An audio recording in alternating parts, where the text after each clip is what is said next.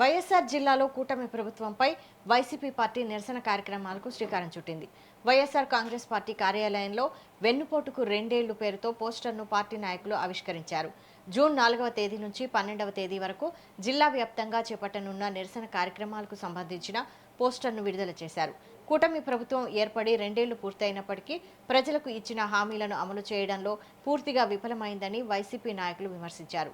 ఈ కార్యక్రమంలో జిల్లా పార్టీ అధ్యక్షుడు రవీంద్రనాథ్ రెడ్డి, ఎమ్మెల్యేలు ఆకేపాటి అమర్నాథ్ రెడ్డి, దాసరి సుధతో పాటు మాజీ ఎమ్మెల్యేలు, నియోజకవర్గ సమన్వయకర్తలు పాల్గొన్నారు. ప్రభుత్వం వైఫల్యాలను ప్రజల్లోకి తీసుకెళ్లేందుకు రాబోయే రోజుల్లో పలు నిరసన కార్యక్రమాలు నిర్వహించనున్నట్లు నాయకులు తెలిపారు.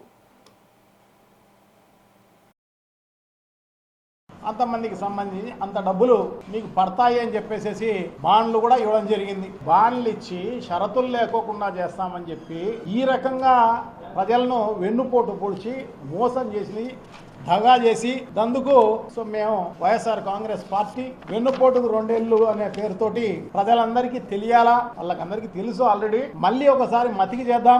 మీరు ఎంతెంత మోసపోయినారు, ఏమేం మోసపోయినారు, ఎప్పటి నుంచి మోసపోయినారు, ఇవన్నీ కూడా తెలియజేసే కార్యక్రమం చేయాల్సిన అవసరం తప్పకుండా ఉంది ఒక ప్రతిపక్ష పార్టీగా. తప్పకుండా ప్రతిపక్ష పార్టీగా ఈ కార్యక్రమాన్ని పెద్ద ఎత్తున ఈరోజు మీరందరూ చూడడం జరిగింది. పోస్టర్ రిలీజ్ చేసే కార్యక్రమం చేయడం జరిగింది.